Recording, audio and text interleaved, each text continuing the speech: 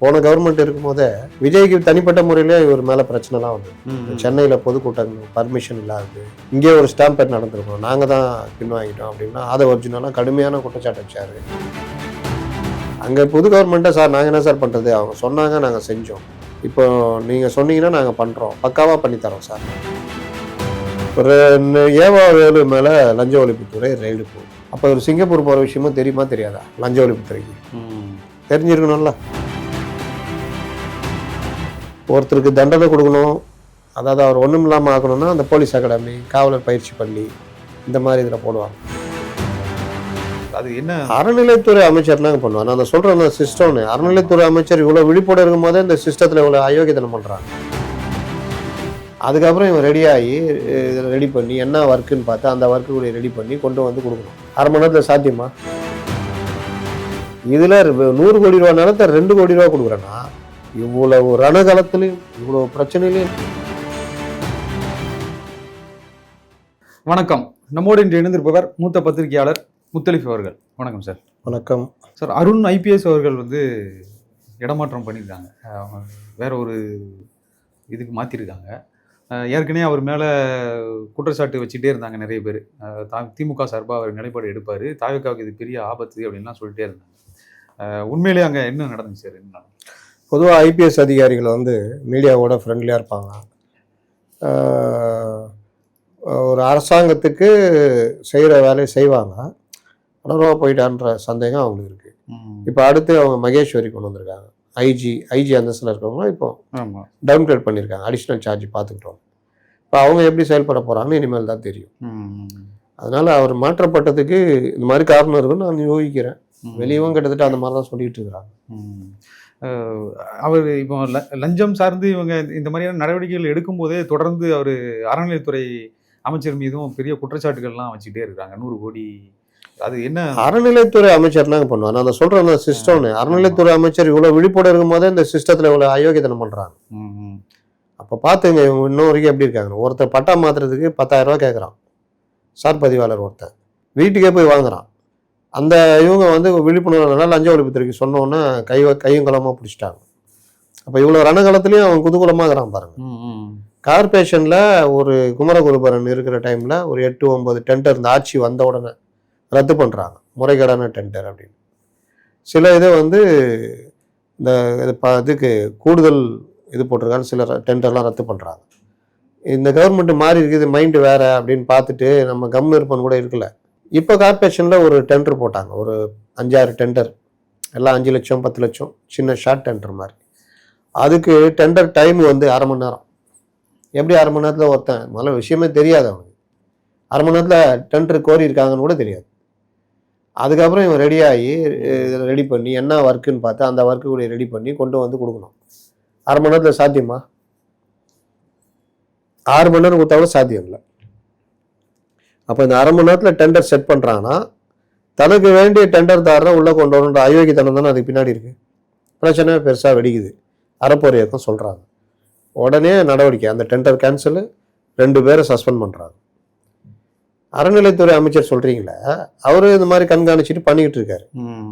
திண்டுக்கல்ல பழனி கோயிலுக்கு சொந்தமான 100 கோடி மதிப்புள்ள நிலம், அது இப்பதான் சமீபத்தில் தான் அதை கையகப்படுத்தணும். அதை எப்போ இருக்கிற வழக்கமா இருக்கிற டியூட்டியில இருக்கிற அந்த ரெஜிஸ்ட்ரார் அவர் லீவ்ல போறாரு. இன்னொரு ஆளு கொடைக்கானல இங்கிருந்து வராப்புல, ஒரே நாள் தான், ஒரே நாள்ல சம்பவம். 2 கோடி ரூபாய்க்கு தனியார் ஒருத்தருக்கு அதை பட்டா போட்டு கொடுத்து கரையம் பண்ணி கொடுக்குறாங்க. எப்படியா கோயில் நிலத்தை? அப்போ பாருங்க, கோயில் நிலத்தை தனியார் கொடுக்குறதே ரொம்ப பெரிய பிரச்சனை ஆகிக்கிட்டு இருக்குது. இதுல 100 கோடி ரூபா நிலத்தை 2 கோடி ரூபா கொடுக்குறேன்னா இவ்வளவு ரணகாலத்திலையும் இவ்வளவு பிரச்சனையிலையும் நீ பண்றேன்னா இன்னைக்கு அந்த ஆளை பிடிச்சி சஸ்பெண்ட் பண்ணியிருக்காங்க. அந்த ஆளை சஸ்பெண்ட் பண்ணிட்டு எவ்வளோ நடக்கும் விட்டுருலாமா? அவனுக்கு மேலே இருக்கிற அதிகாரி, அதுக்கு மேலே இருக்கிற அதிகாரி வரைக்கும் பிடிச்சி சஸ்பெண்ட் பண்ணி கைது நடவடிக்கை கொண்டு போகணும். அந்த வாங்கினான்ல இவங்களெல்லாம் போர்ஜரி கேஸில் உள்ளே போடணும். ஏன்னா கோயில் நிலத்தை சாதாரண நிலம் மாதிரி காமிக்கிறதுக்கு போர்ஜரி வேலை தானே அது. இல்லை, இப்போ அதை பதிவே பண்ண முடியாது. அப்போ எப்படி பதிவு பண்ண? அதுதான் மாத்துறது. இல்லை, கவர்மெண்ட் தெரியாமல் பண்ண முடியாதோ அப்படின்றாங்க. அவங்க தானே கவர்மெண்ட்டு, அவன் தானே அங்கே போய் உட்காந்துட்டு இருக்கிறான். எல்லாமே அவனுக்கு தானே. என்ன இவரு ரமேஷ் என்ன பூதகங்கள் வச்சா பார்த்துட்டு இருப்பாரு. அதை பார்த்தோன்னே நடவடிக்கை எடுத்துட்டாங்கல்ல, அதான மேட்ரு. போன கவர்மெண்ட்ல நடந்ததா? அப்போ இது சம்மந்தம் இல்லாதனால தான் நடவடிக்கை எடுக்கிறாங்க.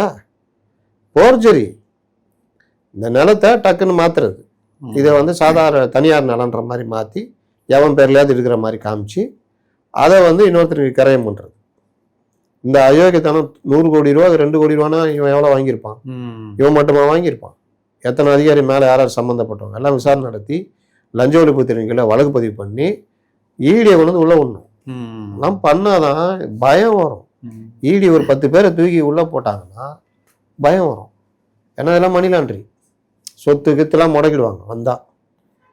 இன்னொன்று, வருமான வரித்துறையெல்லாம் அரசு அதிகாரியுடைய வருமானம் அவன் இதெல்லாம் கணக்கிடணும். எல்லாமே அப்படி இப்படி தானே இருக்குது, கண்டுக்கிறதே இல்லை. சிஸ்டமே அப்படி தானே இருக்குது. அவன் இந்த விட்டேத்தியா வேலை பார்க்கறது, வந்தா பார்க்கறது. சும்மா ஒரு தாசில்தார் 200 கோடி 300 கோடி. அப்போ அது எப்படி வருது? ஆனால் இங்கே சாதாரண ஆளு இந்த ஆன்லைனில் டிரான்சாக்ஷன் பண்ணுறோன்னு நோட்டீஸ் அனுப்புவாங்க. தான் பிரச்சனை. இல்லை, அதான் இப்போ எதிர்கட்சிகள் தொடர்ந்து அவங்க ரமேஷ் மேல, அமைச்சர் ரமேஷ் மேல குற்றச்சாட்டு என்ன பண்ணுவான்? ரமேஷ் மேலன்னுவான், விஜய் தான் வித்தாருன்னுவான்.